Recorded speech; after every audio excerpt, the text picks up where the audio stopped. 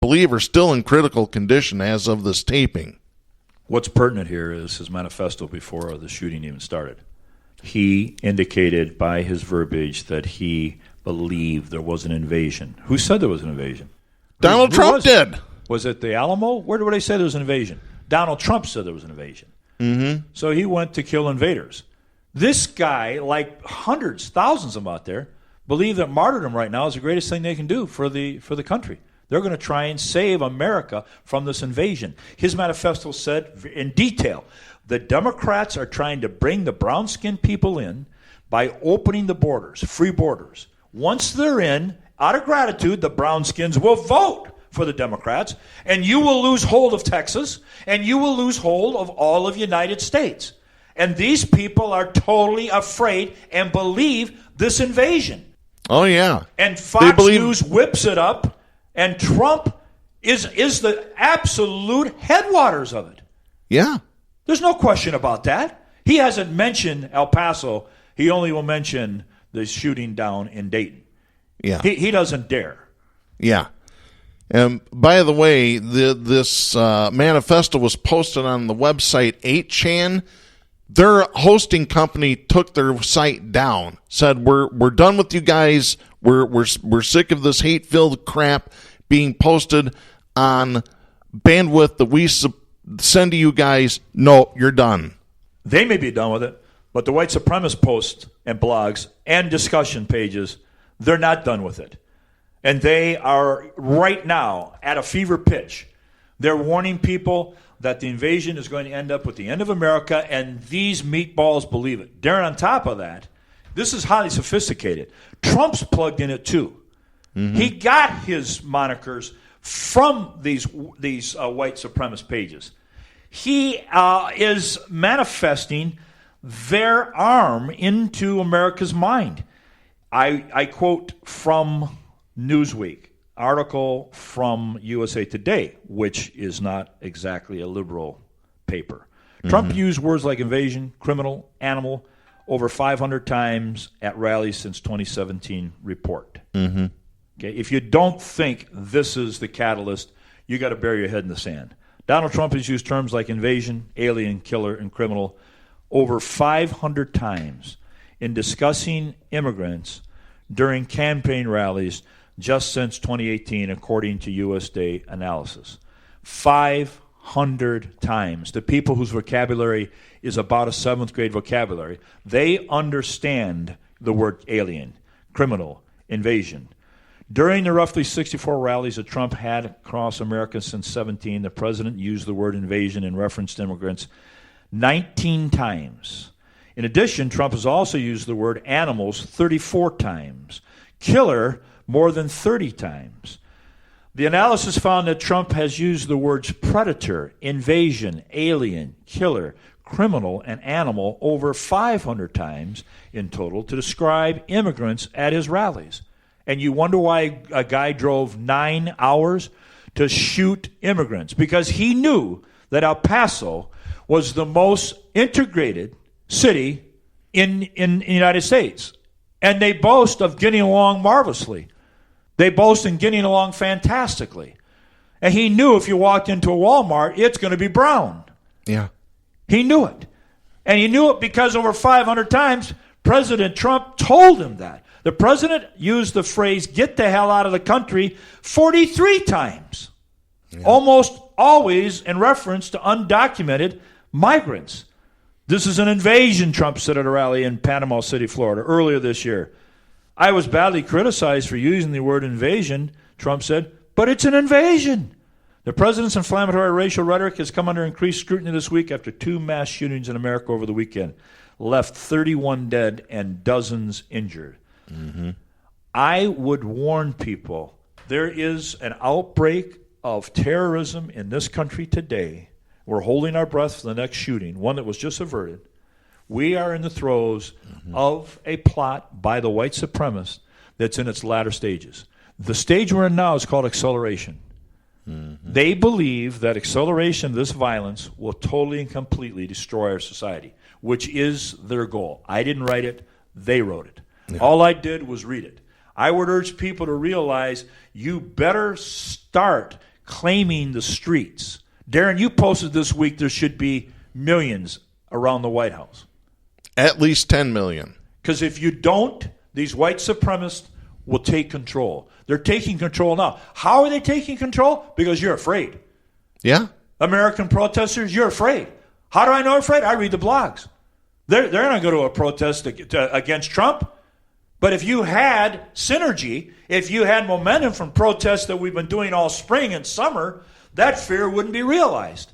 The more you sit on your hands and let these white supremacists roll into town and blow away 30 people, the more afraid you're going to get.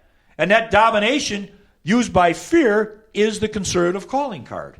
They've got America afraid right now, which is what they want. I had a progressive friend send me a message with red roses, and I'm going to paraphrase here. It said, Jack, I love you. I know that you and me were liable to meet our end out there protesting today because of the environment that we live in. Mm-hmm. So I'm telling you ahead of time that I love you. Now, that's fine. If you're asking me to go protest, friend, I'm right there. Keep the roses. Keep the sentiment that it's so dangerous out there, we're going to get blown away. Because that's the sentiment these supremacists want to pull over your head right now. And then take control. They're taking control. They're taking control right in front of our eyes. 251 shootings in the same amount of days on the Gregorian calendar tells me that we're in the midst of acceleration. And I've read quotes from ex-white supremacists that say the plan is well designed and it's only going to get worse. Yes, there's a great article that we have posted on our Facebook page. If you go to facebook.com/Southpaws Radio Show, there is a link to an article from The Atlantic. This is by Yara Bayomi and Kathy Gilsinian. This is titled, "A Reformed White Nationalist Says the Worst is Yet to Come." This is a guy that got out of this movement decades ago. Yeah. And he says, you haven't seen anything yet. But I want to ask you this question, Jack, because this is something that there's been a lot of debate over, and I want your thought on it. What do you think about people who say you shouldn't mention the shooter's name? You're just giving him publicity. You shouldn't talk about his manifesto. You're just giving him publicity.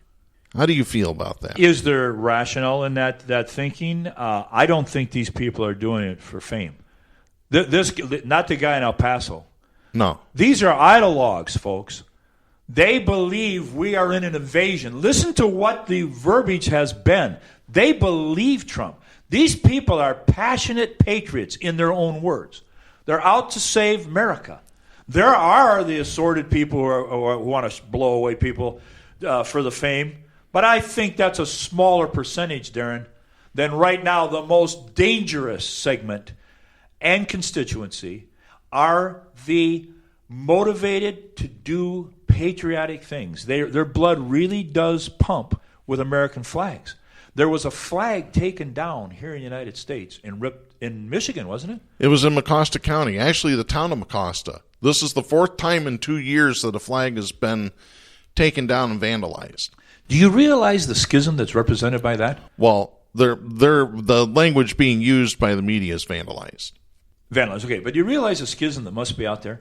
That you have people who are disgusted with us killing kids in Yemen and are disgusted by taking kids from their parents at the borders and want to rip up flags. And then we have shooters like the one in El Paso who probably slept in an American flag, who drive up and down the road with American flags draping. Do you realize the schism? Now, I'm not for destroying any property. Would never espouse that here on the show. I'm showing you how radical and how fervent the belief is that you have got to kill immigrants to save this country because they're going to overthrow the white supremacy hold on our government.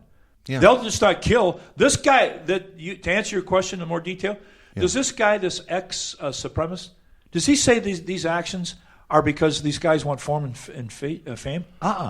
No. They believe this stuff. Yeah. That's the most dangerous These part are of this. hardcore. They're hardcore. They're hardcore. I want to read this. This is posted by MEMRI.org. That's MEMRI.org. It's the Middle East Media Research Institute. This is under Inquiry and Analysis Series. This is by Michael Davis. It's headline, "The Manifesto Posted on 8chan by Alleged El Paso Shooter Minutes Before the Attack." I just want to read a little bit of this. It says here, according to this story, approximately 19 minutes before the attack, an anonymous user believed to be the shooter made a post on 8chan alluding to the planned attack. Here's what he wrote on 8chan. Quote, "This is going to be so shit, but I can't wait any longer. Do your part and spread this, brothers. Of course, only spread it if the attack is successful. I know that the media is going to frame my incorrectly." I think he meant me incorrectly. "But y'all will know the truth. I'm probably going to die today. Keep up the good fight."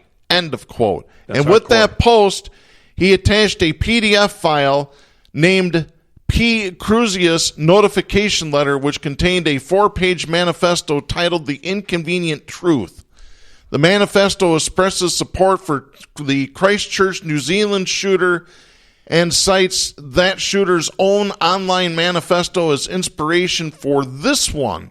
See, it's not the mass media that they're getting all this. It's all these different websites and social media pages that the majority of this country don't even know exist. No, they don't. But it's feeding a whole army of radicals right now.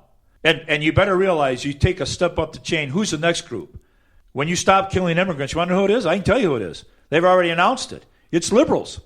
Yeah. And if you don't take control of the streets, by the way, we have all of these protests that they say we're going to occupy, right? Yeah. We're going to occupy Wall Street, or we're going to occupy McConnell's office. You better occupy the protest zones. You better occupy the streets, the one that the yellow vests are already in and the people in Hong Kong already know about. You better get into those, because the supremacists are going to take ownership of them. And the day will come on your door. You may not have brown skin, but you may have posted against them, or you may have said you support Antifa, or you may have been commensurate with a liberal cause, and they're going to come to your door. How do I know that? They've already done it to people in Philadelphia. They've traveled more than 900 miles to liberals in Philadelphia, right-wing white supremacists, surrounded their house and harassed them. Yeah. And you better forget the Super Bowls and the quiz shows that you're going to sit through on the weekends. You better get in the streets and take them over, liberals. Yeah. This is war. You need to do it now Media before matters. it gets worse. A progressive media watchdog on Sunday found that Trump has run roughly 2,200 Facebook advertisements using the word invasion. And you wonder why it pops up on the El Paso's manifesto? But you wonder? But, Jack, Ted Cruz and Donald Trump say that Antifa are the true, they're the true terrorist, really. 2,200. Yeah. 2,200 Facebook advertisements using the word invasion. Most of those 2,000 posts were about immigration. Here's a direct quote. You read the one a minute ago from the supremacist, right? Here's one from the supremacist that sits in the White House. "We have an invasion, apostrophe, exclamation point, excuse me. So we are building the wall to stop it, bold print. Dems will sue us, but we want a safe country." These 82 IQers, okay, they read that and you go, my God, listen, hold it. 82, you're giving them too much credit, Jack. We are fighting for safety with our president, who bravely is going to take on the lawsuits of the Dems. But he wants a safe country, bless his heart. One of the president's advertised posts read, "It's critical that we stop the invasion." What do you think that meant to the shooter's mind? This wasn't some obscure post. This was on Facebook. It's critical that we stop the invasion. Yeah. I said months ago, we have people fulfilling his request. He asks to stop the invasion. There are people who are willing and ready to go and do it. Yep. The obstruction of the Democrats is costing you your safety. These are Trump's words. Yeah. This is the catalyst that's gotten us into this position today. And you're reading from Newsweek. Newsweek magazine, yes. I can give you the date. Newsweek, 8/9 of 19. That's 2 days. No, that's today. 8/9 is today. Yeah, it's today. I'm sorry. What am I thinking? Yeah. If you want to know how bad it is, folks, we'll just tell you how bad it is, because I've got this story right here. This is by Ben Solis, writing for the Muskegon Chronicle. This is happening right here in West Michigan, folks.